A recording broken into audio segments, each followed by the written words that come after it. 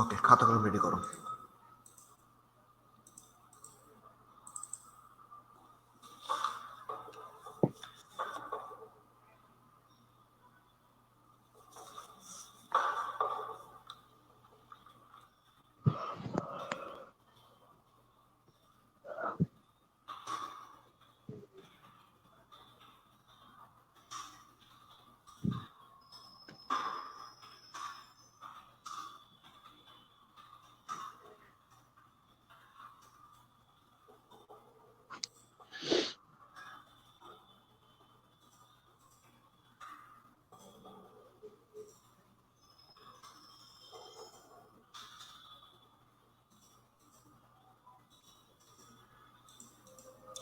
ঠিক আছে, তাহলে আমরা চ্যাপ্টার 5 আমরা পড়ছিলাম।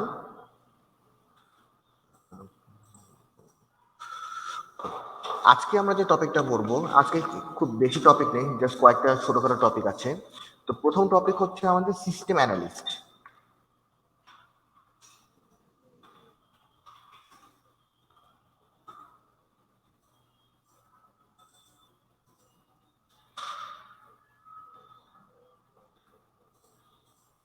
সিস্টেম অ্যানালিস্ট বলতে কাকে বোঝায়? সিস্টেম অ্যানালিস্ট বলতে মেইনলি বোঝায় হচ্ছে তোমার, এটা ঠিক আছে না, 5.300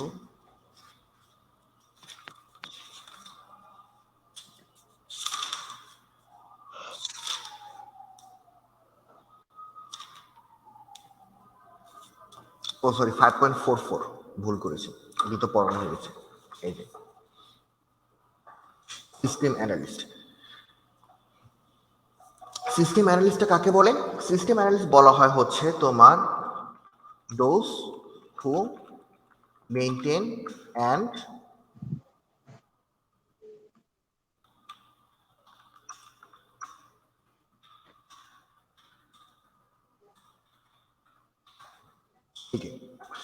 তারা তোমার পুরো সিস্টেমটাকে মেনটেন করে এবং গাইড দেয়, তারাই হচ্ছে কি তোমার মেইনলি সিস্টেম অ্যানালিস্ট। এখন সিস্টেম অ্যানালিস্টের যে রোল, যে এখানে তোমাকে একটা সাইকেল দিয়েছে সিস্টেম অ্যানালিস্ট, যে তোমার কিভাবে তোমার ডিজাইন করে এবং কাজ করে। ফার্স্টে হচ্ছে তোমার কি রিকোয়ারমেন্ট ডিটারমিনেশন, এক নাম্বার হচ্ছে কি তোমার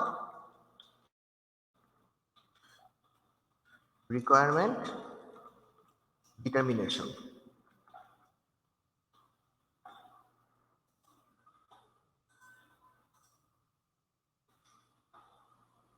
এটা হচ্ছে এক নাম্বার।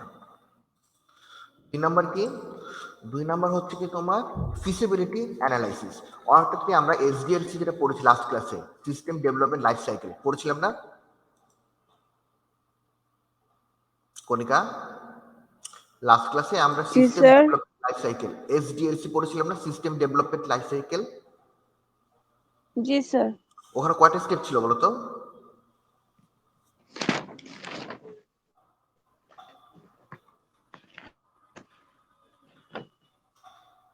স্যার 6টা। হ্যাঁ, ওই 6টা ধাপগুলো কি এখানে তোমাকে একটু ইন ডিটেলসে বলেছে। যে প্রথমে হচ্ছে কি রিকোয়ারমেন্ট ডিটারমিনেশন, এরপর হচ্ছে তোমার ফিজিবিলিটি স্টাডি, এরপরে হচ্ছে কি তোমার সিস্টেম স্পেসিফিকেশন অ্যানালাইসিস।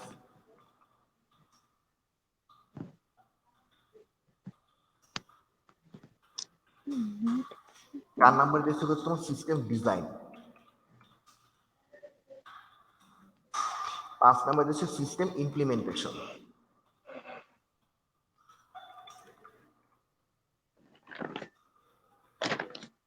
আর 5 নাম্বার তোমার সিস্টেম ইভলিউশন এন্ড মেইনটেনেন্স।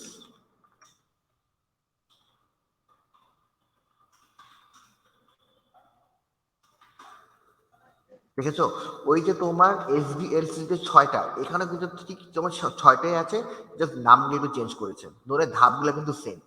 যে প্রথমে হচ্ছে রিকোয়ারমেন্ট ডিটারমিনেশন, যেটা তোমার কি এসডিএলসি এর ক্ষেত্রে তোমার ফার্স্টে কি ছিল, তোমার প্ল্যানিং নাম ছিল, এটাকে নাম দিয়েছিলাম হচ্ছে তোমার কি প্ল্যানিং।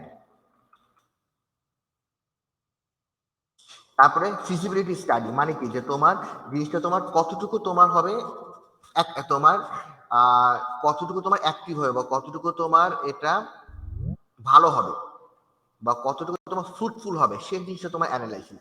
এটাকে তোমার নাম দিয়েছিল কি তোমার অ্যানালাইসিস।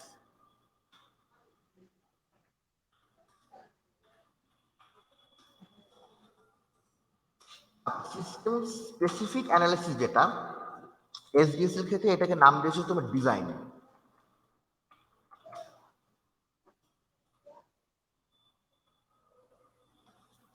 আর সিস্টেম ডিজাইন যেটা, ডিজাইন তো তোমার ডিজাইনের মধ্যে আছে। এখন তোমার ফিজিবিলিটি অ্যানালাইসিস থেকে অ্যানালাইসিস, এখানে যে দুইটা অ্যানালাইসিস, একটা হচ্ছে ফিজিবিলিটি অ্যানালাইসিস আর কি সিস্টেম স্পেসিফিক অ্যানালাইসিস, এই দুইটাকে মিলাই তোমার নাম দিয়েছে যে অ্যানালাইসিস।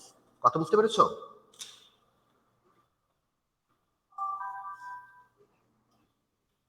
স্যার আরেকবার বলেন। আমি বললাম যে তোমার, আমরা তো আগের টপিকে পড়েছিলাম কি এসডিএলসি পড়েছিলাম না? এটা হচ্ছে এসডিএলসি এর ক্ষেত্রে, আমি তোমাকে দেখাই তাহলে বুঝতে সুবিধা হবে। এসডিএলসি, এই যে এসডিএলসি আমার কয়টা ধাপ ছিল? পাঁচটা না? পাঁচটা ধাপ কি কি ছিল? প্ল্যানিং, অ্যানালাইসিস, ডিজাইন, এরপর কি ছিল বলো তো?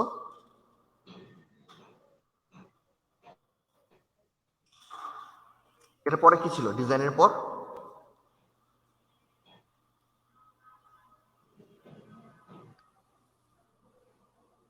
কনিকা বুঝতে পেরেছো?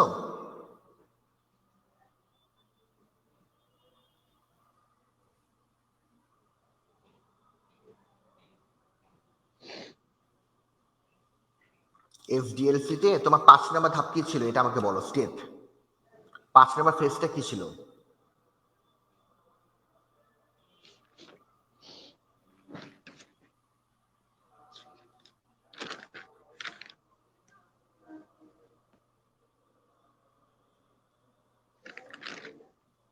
পাও নাই?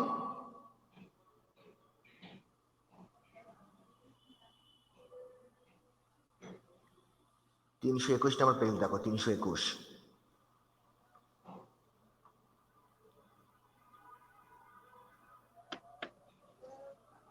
এখন পেয়েছো?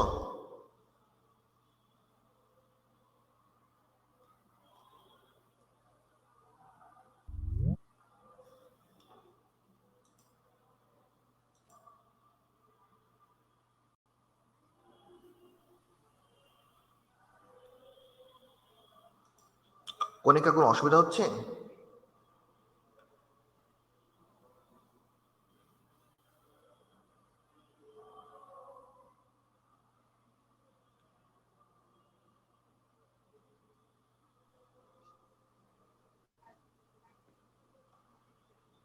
কনিকা আছো?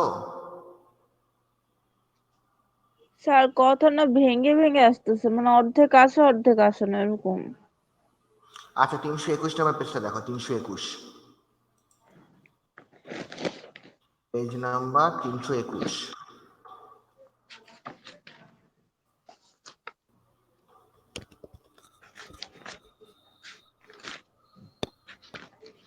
জি স্যার। এখানে তুমি দেখেছো যে তোমার হচ্ছে এসডিএলসি যে ফেজ গুলা, 5টা ফেজ, কয়টা ফেজ আছে এখানে? 1 2 3 4 5 6 7টা।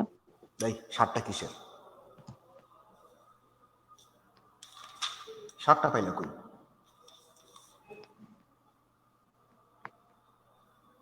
প্রথমটা কি বলতো? Sorry sir, sir face face 5টা স্যার। 5টা, গুড। কি কি 5টা? প্রথমটা কি? প্ল্যানিং, তারপরে? অ্যানালাইসিস, এরপর? ডিজাইন, এরপর? ইমপ্লিমেন্টেশন, এই যে আর হলো মেইনটেনেন্স। ইমপ্লিমেন্টেশন, আর হচ্ছে তোমার মেইনটেনেন্স। মেইনটেনেন্স।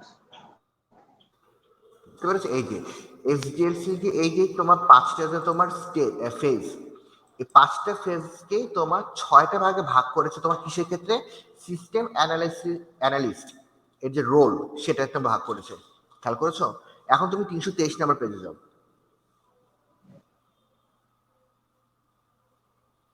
এই যে life cycle of system analyst and design, এটার মধ্যে তোমার এই 5টাকে তোমার 6টা ভাগে দেখিয়েছে। এই যে অ্যানালাইসিস যেটা, খেয়াল করো আমার খাতার মধ্যে, খেয়াল করো এই যে অ্যানালাইসিস, এই অ্যানালাইসিসকে তোমার ভাগ করেছে দুইটাতে, একটা হচ্ছে ফিজিবিলিটি অ্যানালাইসিস আর একটা হচ্ছে কি তোমার সিস্টেম স্পেসিফিক অ্যানালাইসিস। বুঝতে পেরেছো? জি স্যার। এই যে এই দুইটা মিলে তোমার একটা, তাহলে আমাদের সিস্টেম অ্যানালাইসিসের যে সাইকেলটা এটা মোটামুটি আমাদের ক্লিয়ার। তাহলে হ্যাঁ স্যার। গুড। এখন আসো পরে যাই যে 5.45,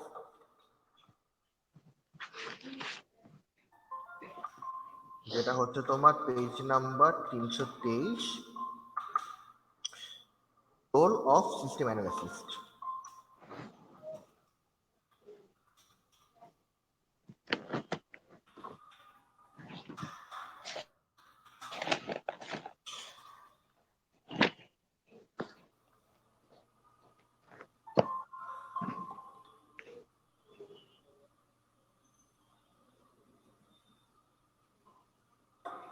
ঠিক আছে, তাহলে দেখো সিস্টেম অ্যানালিস্ট তাহলে কাকে বলে? System analyst is a person who is thoroughly aware of the system and guides the system development project by giving proper direction, তাই না? তাহলে আমি তাহলে এখানে কি বলতে পারি? এখানে অনেকটা এরকম বলতে পারি যে তোমার সিস্টেম অ্যানালিস্ট কি? Those who maintain and guide the whole system, এটাই হচ্ছে তোমার সিস্টেম অ্যানালিস্ট। এবং সে অবশ্যই কি হতে হবে? Is an expert technical and interpersonal skill to carry out the development task required at each phase। তার মানে কি? যে তার কাজে হচ্ছে সিস্টেমটাকে ডেভেলপ করা, সিস্টেমের মধ্যে কোনো তোমার নিজের যে টেকনিক্যাল এবং ইন্টারপার্সোনাল স্কিল আছে সেটা দিয়ে তোমাকে রিকোয়ার্ড ফেজগুলোতে তোমার সেই জিনিসটাকে ডেভেলপ করাটাই হচ্ছে কি তোমার সিস্টেম অ্যানালিস্টের কাজ। এখন দেখো সিস্টেম অ্যানালিস্টের যে রোলগুলো কি হতে পারে? যে তোমার ডিফাইন অ্যান্ড আন্ডারস্ট্যান্ড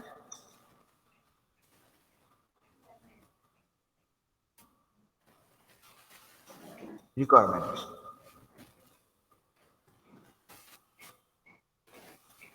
হচ্ছে 1 নম্বর রুল।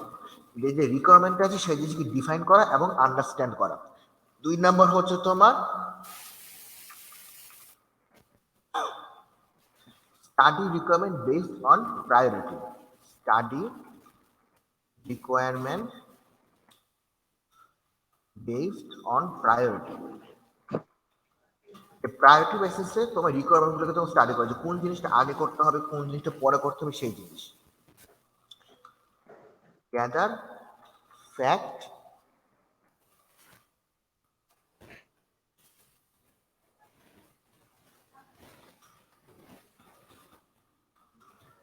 অফ ইউজার, যে তোমার ইউজার যারা আছে তাদের অপিনিয়ন এবং তাদের কাছ থেকে তোমার বিভিন্ন তথ্য তোমার কালেক্ট করাটা হচ্ছে তার রোল। এরপরে কি তোমার 4 নম্বর হচ্ছে মেইনটেইন অ্যানালাইসিস অ্যান্ড ইভলিউশন।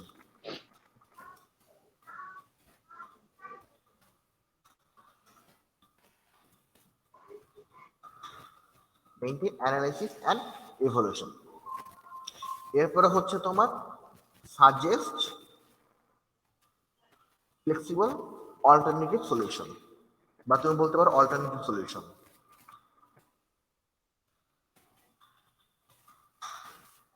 যে তোমার যে কোনো প্রবলেমে তোমার আলাদাভাবে কোনো সলিউশন তোমার অল্টারনেটিভ বের করে রাখা, এবং অবশ্যই সেটাকে কি হতে হবে? তোমার ফ্লেক্সিবল হতে হবে, যাতে তুমি সহজে সেটা চেঞ্জ করতে পারো বা অন্য মানুষের যেটা সেটা কি করতে পারে সেটা তুমি মডিফাই করতে পারে।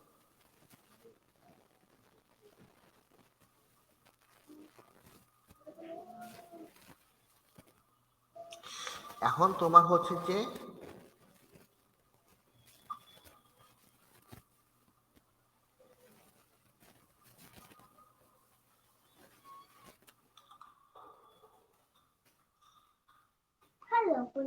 কোঅর্ডিনেট বিটুইন ইউজার এবং প্রোগ্রামার।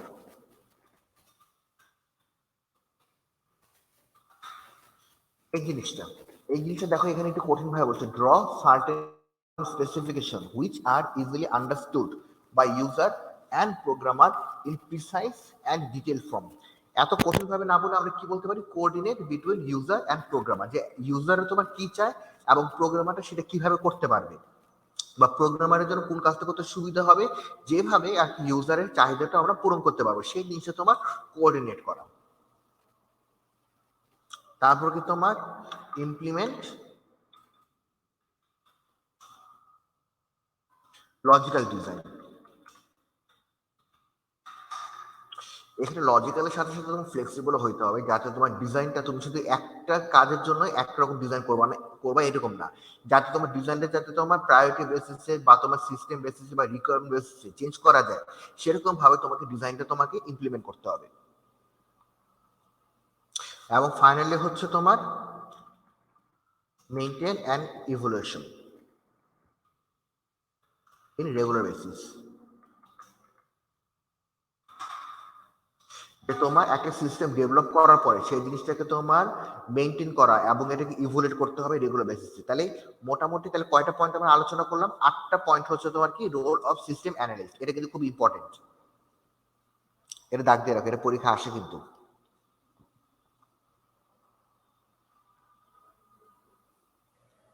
তাহলে কি 8টা পয়েন্ট বুঝতে পেরেছো? মোটামুটি ক্লিয়ার?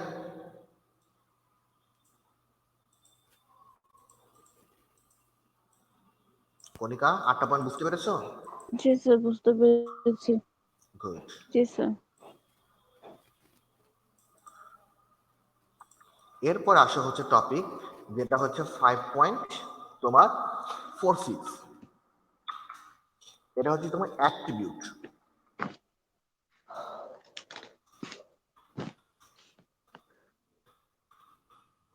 অ্যাট্রিবিউট বলতে তোমার বোঝাচ্ছে যে একটা তোমার সিস্টেম অ্যানালিস্টে কি কি বৈশিষ্ট্য থাকা দরকার। অ্যাট্রিবিউট বলতে বোঝায় কি তোমার বৈশিষ্ট্য। কি কি বৈশিষ্ট্য থাকতে পারে? ইন্টারপার্সোনাল স্কিল,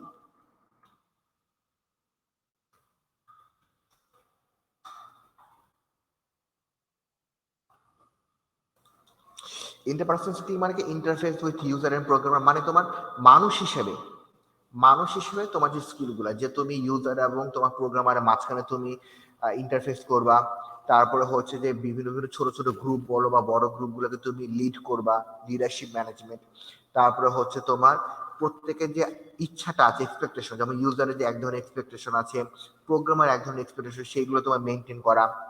এবং হচ্ছে যে তোমার যে প্রোগ্রাম বা যেটা তুমি তৈরি করছো বা সিস্টেম তুমি ডেভেলপ করছো, এই জিনিসটাকে মানুষের কাছে বিক্রি করা, মানুষের কাছে তোমার পরিচিতি করা, মানে তোমার একজন পার্সন হিসেবে তোমার যে স্কিলগুলো থাকতে হবে সেটা হচ্ছে তোমার ইন্টারপার্সোনাল স্কিল। এরপর হচ্ছে তোমার অ্যানালিটিক্যাল স্কিল। অ্যানালিটিক্যাল স্কিল কোনটা? অ্যানালিটিক্যাল স্কিল হচ্ছে তোমার সেই স্কিলগুলা যেটার মাধ্যমে কি তোমার অ্যানালিটিক্যাল মানে অ্যানালিট করার, অ্যানালাইসিস করার যে স্কিলগুলা, যে তুমি আহ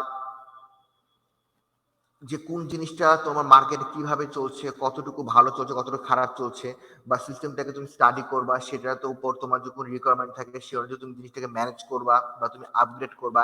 এই জিনিসগুলো হচ্ছে তোমার অ্যানালিটিক্যাল স্কিল। এটার জন্য কি কি দিয়েছে দেখো, system study and organizational knowledge, যে তোমার তোমার অর্গানাইজেশন যেভাবে কাজ করে সেই জিনিসটা, এবং হচ্ছে তোমার পুরো সিস্টেমটাকে ডেভেলপ করার যে স্টাডি, সেটা হচ্ছে কি তোমার সিস্টেম স্টাডি এবং অর্গানাইজেশনাল নলেজ। এরপরে কি problem identification, problem analysis and problem solving, যে কোনো যদি তুমি প্রবলেম যদি ফেস করো সেই জিনিসটাকে তুমি কিভাবে তুমি সলভ করবা, সেটা কি কি তোমার কারণে হয়েছে বা কি কি সলভ করে তুমি কিভাবে তুমি এটা আগাবা, সেই জিনিসগুলো হচ্ছে কিন্তু problem identification, problem analysis and problem solving. তারপর হচ্ছে কি সাউন্ড কমন সেন্স, মানে কমন সেন্স যেটা, যে মানুষের যেটা বলবো হচ্ছে তোমার নর্মাল যে চিন্তা ভাবনা সেই জিনিসটা। এই অ্যানালিটিক্যাল স্কিলের পরে যে জিনিসটা আসবে সেটা হচ্ছে ম্যানেজমেন্ট স্কিল।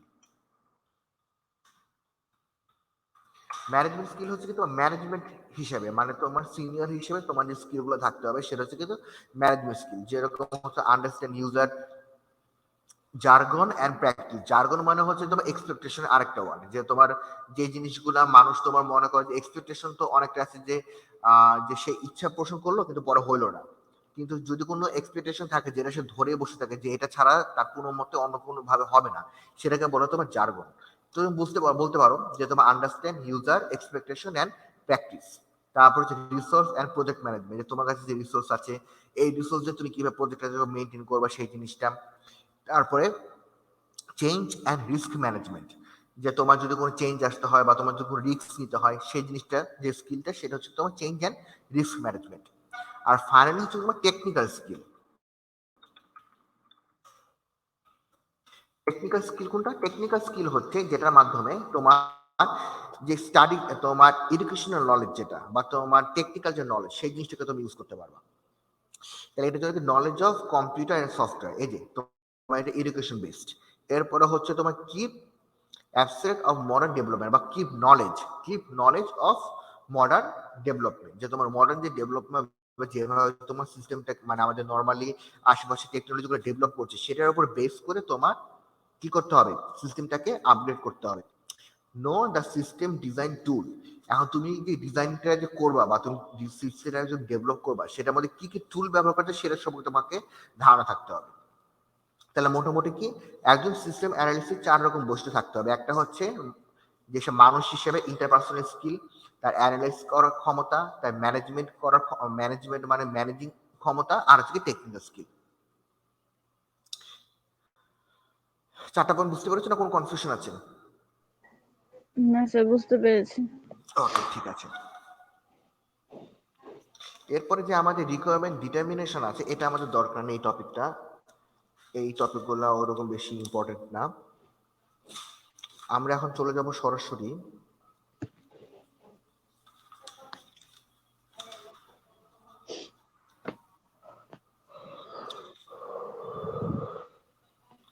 এই যে 5.50।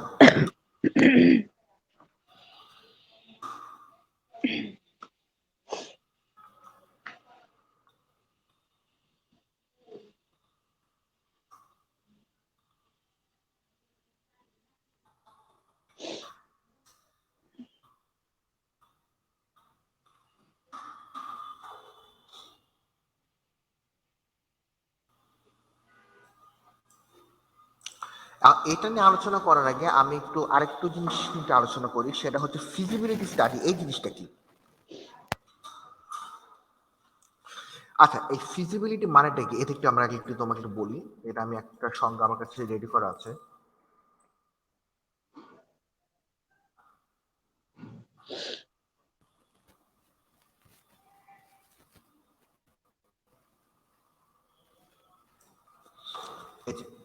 যে state or degree of being easily or conveniently done, মানে তোমার কতটা সহজে এবং কতটা কনভিন্সিং ওয়েতে তুমি কাজটা করতে পারো, মানে কতটা যুক্তিসঙ্গত আর কি ব্যাপারটা। কথা বুঝতে পেরেছো? যে সহজ এবং হচ্ছে তোমার মানুষকে বুঝাইতে পারবা, তোমার যুক্তিসঙ্গত ওয়েতে কাজটা করতে পারবা, সেটা হচ্ছে তোমার ফিজিবিলিটি। এখন যেরকম হচ্ছে যে আমাদের অনলাইন ক্লাসটা, এটা হচ্ছে কি আমাদের একটা ফিজিবিলিটি স্টাডিরই তোমার হচ্ছে কি একটা ওয়ে, কিসের, যে তোমার শিক্ষা কার্যক্রম চালানোর।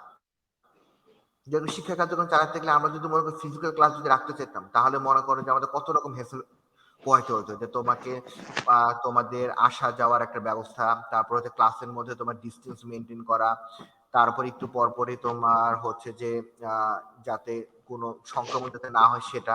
এটা থেকে সবচেয়ে সহজ ওয়েতে আমরা কি করতে পেরেছি, আমরা যেটা করেছি কি আমরা অনলাইন স্টাডি আমরা শুরু করেছি। তাহলে এটা হচ্ছে সবচেয়ে তোমার ইজি এবং তোমার কনভিন্সিং ওয়ে। তাহলে এই ফিজিবিলিটি ওয়ার্ডটা মানে কি বুঝতে পেরেছো? জি স্যার। গুড। এখন এই যে ফিজিবিলিটি স্টাডি, এটা আমাদের প্রতিটা ক্ষেত্রে করতে হয়। যে কোনো সিস্টেম বলো বা তোমার কোনো অর্গানাইজেশন বলো বা কোনো শপ বলো বা কোনো দোকান বলো বা কোনো বিজনেস বলো, প্রতিটা ক্ষেত্রে ফিজিবিলিটি স্টাডি আমাকে করতে হয়। সেটার ক্ষেত্রে কি স্টেপগুলো কি কি আছে দেখো।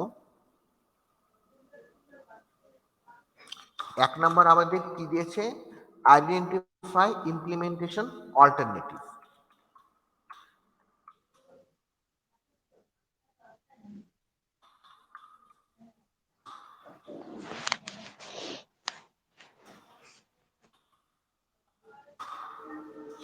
প্রথমে হচ্ছে যে তুমি যে ইমপ্লিমেন্ট করবা, সে ইমপ্লিমেন্টের কোনো অল্টারনেটিভ গুলো তোমাকে চিন্তা করে রাখতে হবে। যে ইন কেস তুমি যেভাবে আগাতে চাচ্ছ সেভাবে যদি আগাইতে না পারো, যদি কোনো প্রবলেম ফেস করো, তাহলে তুমি কি করবা এবং কত সহজ ভাবে সেটা করা যায়, কঠিন ভাবে না কিন্তু।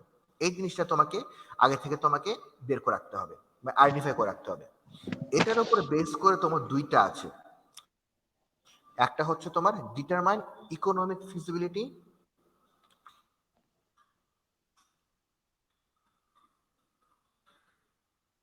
এবং এটার সাথে আছে হচ্ছে টেকনিক্যাল ফিজিবিলিটি।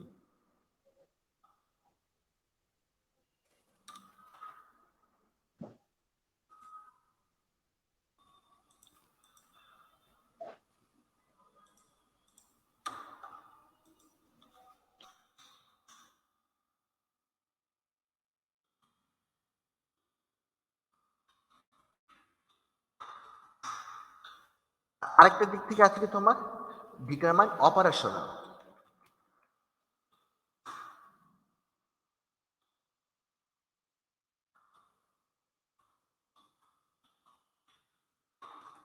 এবং আইডেন্টিফাই রিস্ক।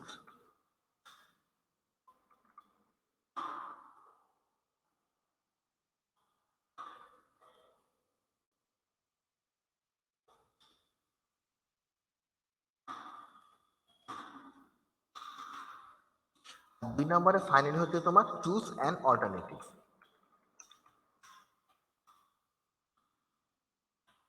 এই যে ফিজিবিলিটি অ্যানালিসিসে যে তুমি যে ফার্স্ট তুমি আইডেন্টিফাই করবো তোমার কি কি অল্টারনেটিভ আছে, এটা আইডেন্টিফাই করার জন্য তোমার দুইটা স্টেজ আছে। একটা স্টেজে কি তুমি ইকোনমিক ফিজিবিলিটি স্টাডি করবা, টেকনিক্যাল ফিজিবিলিটি স্টাডি করবা। আরেকটা স্টেজের মধ্যে কি আছে অপারেশনাল ফিজিবিলিটি স্টাডি করবা এবং রিস্কটা তুমি আইডেন্টিফাই করবা। এবং ফাইনালি গিয়ে তুমি কি করবো তোমার সেই অল্টারনেটিভটাকে তুমি চুজ করবা। এটাই হচ্ছে তোমার ফিজিবিলিটি অ্যানালাইসিস।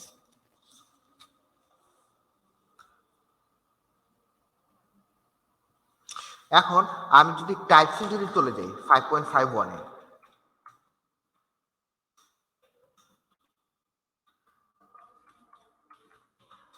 এই যে উপরে যে আমি এই যে আলোচনাগুলো করেছি না, এগুলো কিন্তু ইকোনমিক, টেকনিক্যাল, অপারেশনাল, তারপরে হচ্ছে তোমার এটা ছাড়া এক্সট্রা যদি থাকতে পারে সেটা হচ্ছে তোমার বিহেভিয়ার আর হচ্ছে তোমার শিডিউল। যে এখানে কি কি টাইপ আছে, একটা হচ্ছে ইকোনমিক,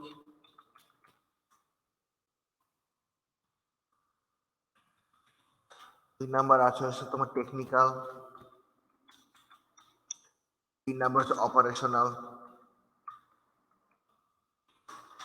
চার নাম্বার হচ্ছে তোমার বিহেভিয়ার।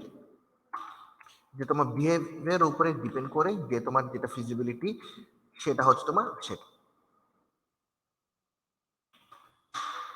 ফাইনাল হচ্ছে তোমার শিডিউল। যে পাঁচ ধরনের তোমার ফিজিবিলিটি আছে। ইকোনমিক, যেটা হচ্ছে তোমার ইকোনমিক নিয়ে তোমার আলোচনা করতে হয় যে তোমার কতটুকু তোমার জিনিসটা তুমি কত সুন্দরভাবে বা কত কম খরচে ইকোনমিক ওয়েতে তুমি জিনিসটা কাজ করতে পারবা, সেটা হচ্ছে তোমার ইকোনমিক্যাল। টেকনিক্যাল হচ্ছে যে তুমি কত সহজে, তুমি কত সিম্পল ভাবে এবং টেকনিক্যালি তোমার ডেভেলপড ওয়েতে তুমি কাজ করতে পারবে, সেটা হচ্ছে তোমার টেকনিক্যাল। অপারেশনাল হচ্ছে যে তোমার ম্যানেজারিয়াল বলো, রিস্ক ম্যানেজমেন্ট বলো, এই ধরনের কাজগুলো হচ্ছে তোমার অপারেশনাল। বিহেভিয়ারাল কোনটা, যে তোমার অ্যাটিটিউড, তোমার বিহেভিয়ার, তোমার যে আন্ডারে যারা কাজ করবে সেটা বা তোমার অপারেশন যেভাবে চলছে সেটার প্রকৃতি, সেটার উপর বেস করে যে ফিজিবিলিটি স্টাডি সেটা হচ্ছে তোমার বিহেভিয়ারাল টাইপের। আর হচ্ছে তোমার শিডিউল, যে তুমি কিভাবে সেটা শিডিউল মেনটেন করতে পারছো বা শিডিউল তোমার কয়দিনে ধরে মেনটেন করতে হবে বা শিডিউলের কোনো উল্টাপাল্টা আছে নাকি সেই জিনিসটার উপরে বেস করে হচ্ছে তোমার শিডিউল। এটা অত বেশি ইম্পর্টেন্ট না। এরপরে যে টপিকটি খুব ইম্পর্টেন্ট তোমাদের জন্য সেটা হচ্ছে 5.54।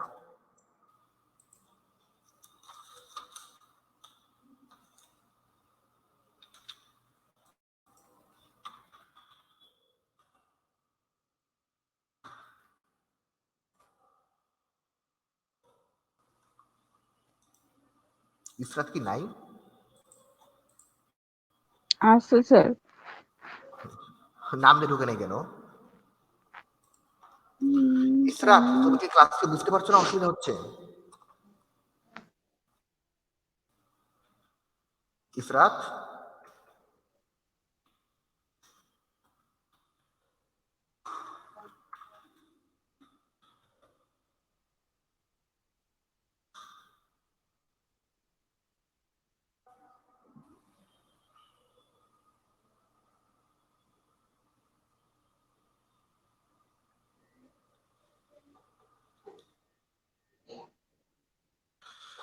আচ্ছা ডাটা ফ্লো ডায়াগ্রাম, এটা খুব ইম্পর্টেন্ট একটা টপিক। এটা সম্পর্কে সর্বপ্রথম ধারণা দিয়েছে হচ্ছে তোমার ল্যারি কনস্ট্যান্টাইন।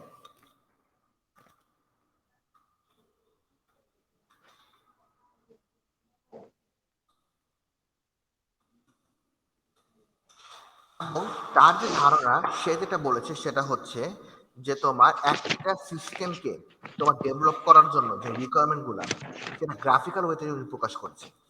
তার মানে উনি কি করেছে, উনি যেটা করেছে হচ্ছে তোমার সিস্টেম রিকোয়ারমেন্ট,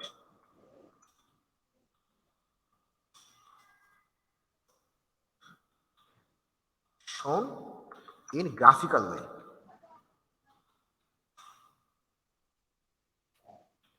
Graphical representation. যে একটা সিস্টেম ডেভেলপ করার জন্য যে রিকোয়ারমেন্টগুলো আছে সেই জিনিসটাকে উনি গ্রাফিক্যাল ভাবে তোমার দেখিয়েছে। আর গ্রাফিক্যাল ভাবে কি যেভাবে দেখিয়েছে দেখো 332 number page.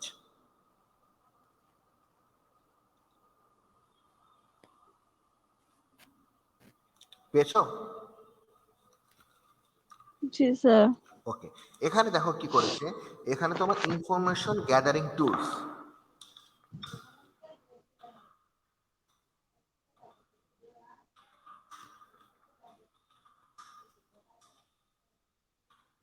Information gathering tools এটার আন্ডারে সে কি কি করেছে, এখানে সে যে ভাগ করেছে সেটা হচ্ছে যে তোমার ডাটা ফ্লো ডায়াগ্রাম,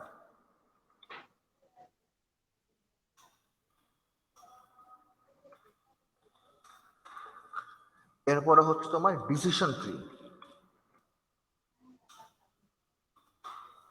এরপরে হচ্ছে তোমার ডিসিশন টেবিল, এগুলো আমি একটু পরে ডিটেলস আলোচনা করছি। এরপর হচ্ছে স্ট্রাকচারড কোয়েরি,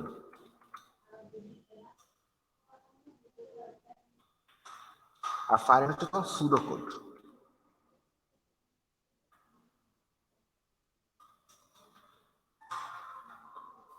এটার মধ্যে আবার এই ডিসিশন ট্রি, ডিসিশন টেবিল, আর হচ্ছে তোমার স্ট্রাকচারড কোয়েরি,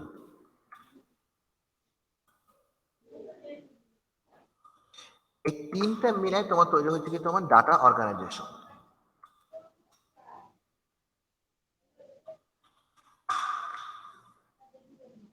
তাহলে কি information gathering tools,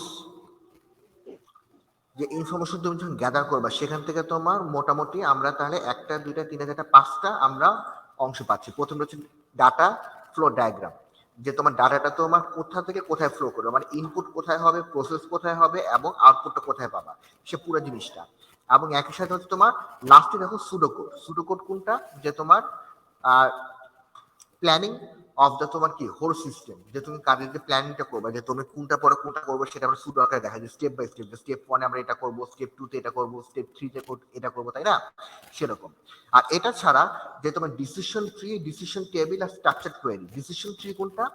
decision tree হচ্ছে যে তোমাকে সিস্টেম ডেভেলপ করার জন্য যে তোমার যে ডিসিশন গুলো তোমার নেওয়া লাগে বা ডিসিশন গুলো যে প্রয়োজন পড়ে সেই ডিসিশন গুলা। ডিসিশন টেবিল, যে ডিসিশন টেবিল কোনটা আমি তোমাকে একটু ছোট একটু দেখাই, তোমাকে একটা ধারণা দাঁড়াও। ডিসিশন টেবিলটা এখানে আছে, এই যে পেজ নাম্বার 36 এ চলো, 336।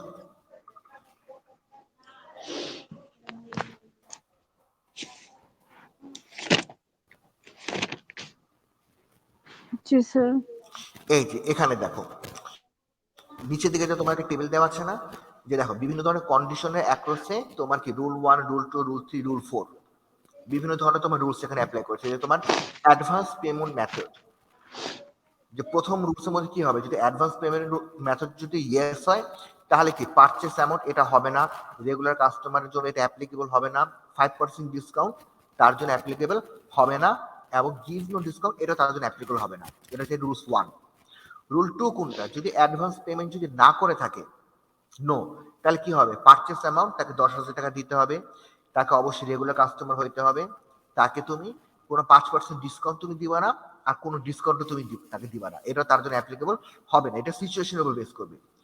রুল 3 কি, যদি অ্যাডভান্স পেমেন্ট যদি না করে আর পারচেস অ্যামাউন্ট যদি সে 10,000 টাকা যদি দেয়, কিন্তু যদি রেগুলার কাস্টমার যদি সে না হয়ে থাকে তাহলে কি 5% ডিসকাউন্ট তুমি দিতেও পারো নাও দিতে পারো, মানে যেগুলোর মধ্যে তোমার ওয়াই অথবা এক্স দেওয়া নাই সেটা মানে হচ্ছে তোমার কন্ডিশন, যে তুমি দিতেও পারো নাও দিতে পারো। বুঝতে পেরেছো? দুটা মাঝামাঝি, এটা ডিপেন্ড করবে। তো এই যে তোমার এই কন্ডিশন এবং অ্যাকশনের উপর বেস করে সেই যে 4টা যে রুল তো তোমার বের করেছে, 4টা রুলের মধ্যে কি আমি এখন দেখতে পাচ্ছি যে কোনটার জন্য কি রকম ডিসিশন, যে এটা হলে কোনটা হবে, ওইটা হলে কোনটা হবে, এটাকে বলা হচ্ছে তোমার ডিসিশন টেবিল। মোট কথা হচ্ছে যে তোমার prospective scenario for different decision, সেটা হচ্ছে তোমার ডিসিশন টেবিল। বুঝতে পেরেছো?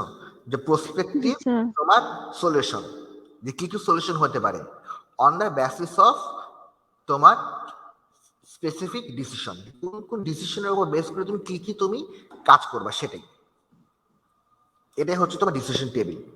আর ফাইনালি যেটা হচ্ছে স্ট্রাকচার্ড কোয়েরি। স্ট্রাকচার্ড কোয়েরি হচ্ছে যেটা বোঝাচ্ছে সেটা হচ্ছে যে তোমার কোয়েরিটা তোমার যেন একটা নির্দিষ্ট ইয়ার মধ্যে থাকে, মানে সিস্টেমের মধ্যে থাকে, যেরকম যেমন সি প্রোগ্রামিং, এটা কিন্তু একটা স্ট্রাকচার্ড প্রোগ্রামিং ল্যাঙ্গুয়েজ। কেন?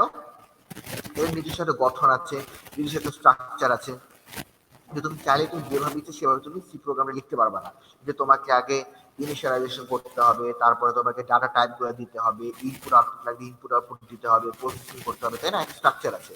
তো সেভাবে বলছে যে তুমি যে কাজটা করবা সেটাকে তোমাকে স্ট্রাকচার তৈরি বা আকার থাকতে হবে। তো এই তিনটা জিনিস, ডিসিশন ট্রি, ডিসিশন টেবিল এবং হচ্ছে স্ট্রাকচার কোয়েরি,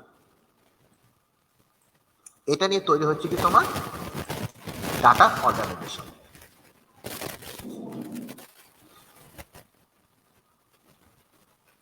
আর এভাবে তোমার তৈরি হচ্ছে কি তোমার ডাটা ফ্লো ডায়াগ্রাম। এখন এখানে দেখো কি বলেছে, it show the flow of data between various function of system and specification how the system is implemented. Page number 332, যে পয়েন্টগুলো যে দিয়েছে, একটা দুটো তিনটে চারটা, এই চারটা পয়েন্ট পড়ো, পড়ে আমাকে বলো কোন পয়েন্টটা বুঝো না।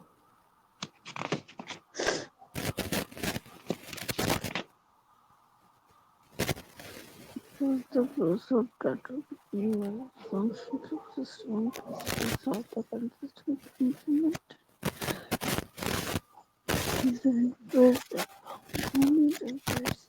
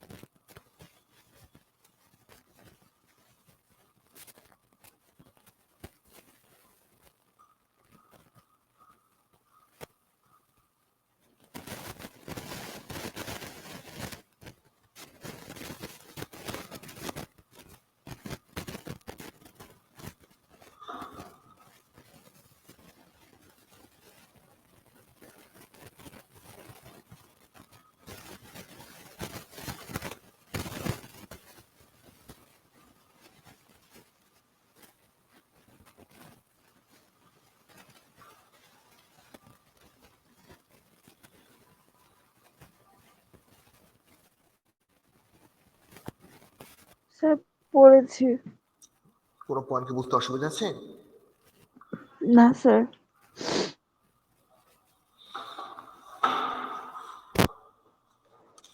কোনো প্রবলেম নাই।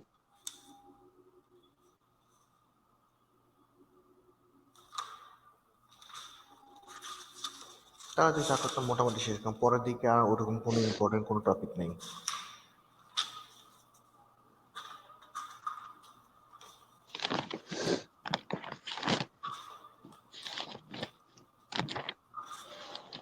আর একটা শুধু তুমি পড়তে পারো টপিক লাস্ট, সেটা হচ্ছে তোমার 5.6 পেজ নাম্বার 345।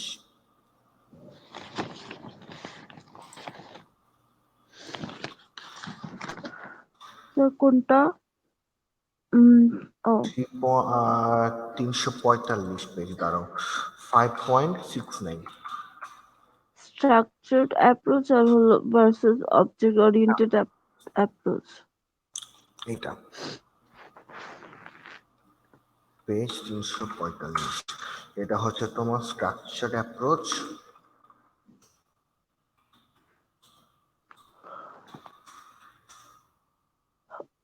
একটা অবজেক্ট ওরিয়েন্টেড।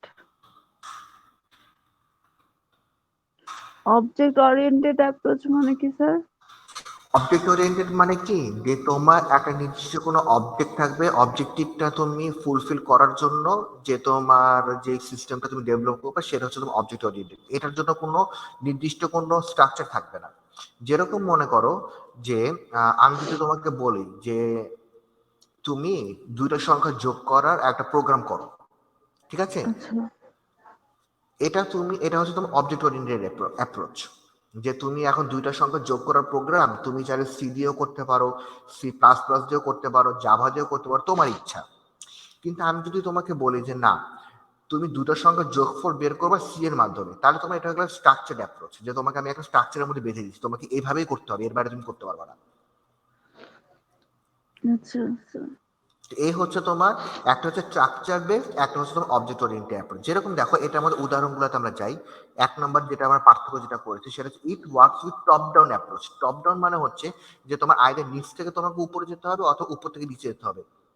যে তুমি চাইলে তুমি মাঝখান থেকে শুরু করে নিচে বা মাঝখান থেকে শুরু করে ইয়া করতে পারো, মানে তোমাকে একটা স্টেপ তোমাকে মেনটেন করতে হবে, আইদের নিচ থেকে উপর নাহলে উপর থেকে নিচে। আচ্ছা আর আরেকটা যেটা হচ্ছে যে তোমার object oriented bottom top,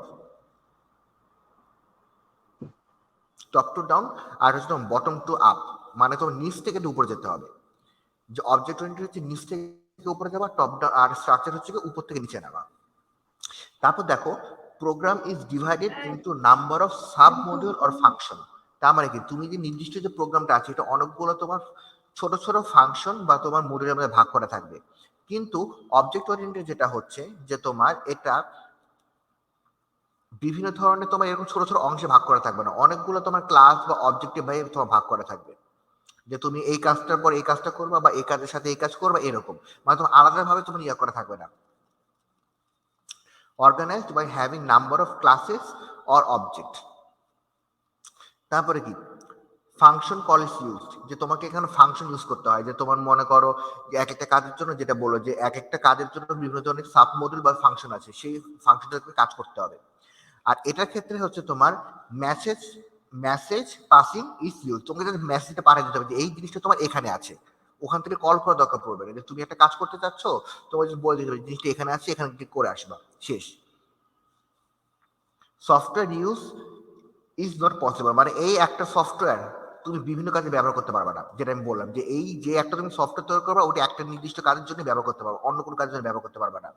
the ইউজাবিলিটি is possible, যেটা হচ্ছে তোমার এই যে এখানে যেটা বললাম যে তুমি যে জিনিসের প্রোগ্রাম তৈরি করছো এটা শুধু একটা কাজের জন্য, তুমি বিভিন্ন কাজের জন্য ব্যবহার করতে পারবে। এটা অবজেক্ট ওরিয়েন্টেড, মানে ওই জাতীয় বিভিন্ন ধরনের কাজ তুমি সে সফটওয়্যার তুমি করতে পারবা। Structure design programming usually left until end phases, যে এই প্রোগ্রামটা তোমার স্ট্রাকচার ডিজাইন প্রোগ্রামিংটা একদম শেষ ফেজ পর্যন্ত তোমার মেনটেন করতে হয়। যে object oriented design programming done concurrently with other phases, যে তুমি এইটা অবজেক্ট ওরিয়েন্টেড যেটা তুমি মাঝখান থেকে তুমি কাজটা তুমি চেঞ্জ করে অন্য কাজে যেতে পারবা। মানে যেহেতু তুমি অবজেক্ট ওরিয়েন্টেড, কোনো নির্দিষ্ট কোনো স্ট্রাকচার নাই, সেই জন্য যে তুমি মাঝখান থেকেও কি ডান কনকারেন্টলি না বলে তুমি বলতে পারো যে তোমার object oriented design programming done with other phases, তুমি এটাও দিতে পারো। আর নিচে পয়েন্টগুলো দরকার নেই, এই কয়েকটা পয়েন্ট আলোচনা করলেই হবে। তো মোটামুটি থিমটা তো বুঝতে পেরেছো, স্ট্রাকচার অ্যাপ্রোচটা কোনটা, একটা নির্দিষ্ট স্ট্রাকচার বা গঠনের মধ্যে থাকতে হবে। আর অবজেক্ট ওরিয়েন্টেড কোনটা, যে তুমি এটা দিয়ে তুমি অন্যান্য কাজও তুমি করতে পারো, এটা অবজেক্টিভ বেসড আর কি।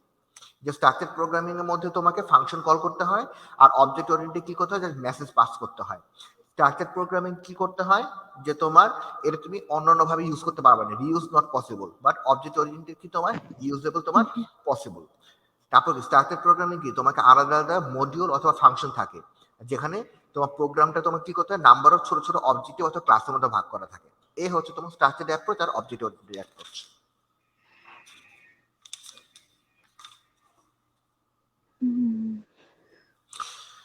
তো মোটামুটি এই চ্যাপ্টার এই কটা পড়লেই আমাদের হবে, বাকি যে টপিকগুলো ছিল অত বেশি ইম্পর্টেন্ট না, ওটা জাস্ট এমনি হালকা পাতলা আলোচনা করছি, তুমি তো একটু চোখ বলে রেখো। আচ্ছা স্যার ঠিক আছে, তাহলে আজকে মোটামুটি আমাদের এই চ্যাপ্টারটা কমপ্লিট হয়ে গেল। নেক্সট দিন থেকে আমরা চ্যাপ্টার 6 শুরু করব, ওরকম মজার একটা টপিক, অবশ্য ছোট চ্যাপ্টার, আচ্ছা অপারেটিং সিস্টেম। একদম ছোট চ্যাপ্টার, এটা একদিনও শেষ হয়ে যেতে পারে। ঠিক আছে, তাহলে দেখো আজকে তাহলে আমি কি টপিক আলোচনা করলাম আমি একটু রিভিউ দিই।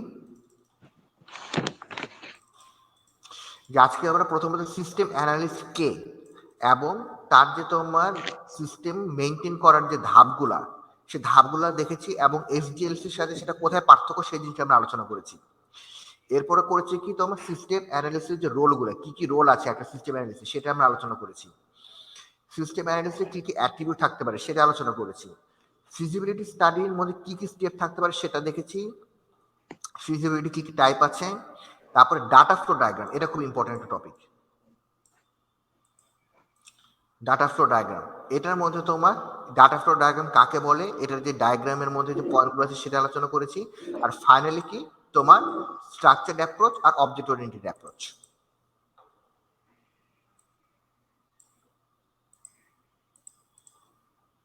তাহলে আজকে এতটুকুই থাক। আচ্ছা স্যার। ঠিক আছে, থাকো তাহলে, ক্লাসের রেকর্ডিংটা অফ করে দিই।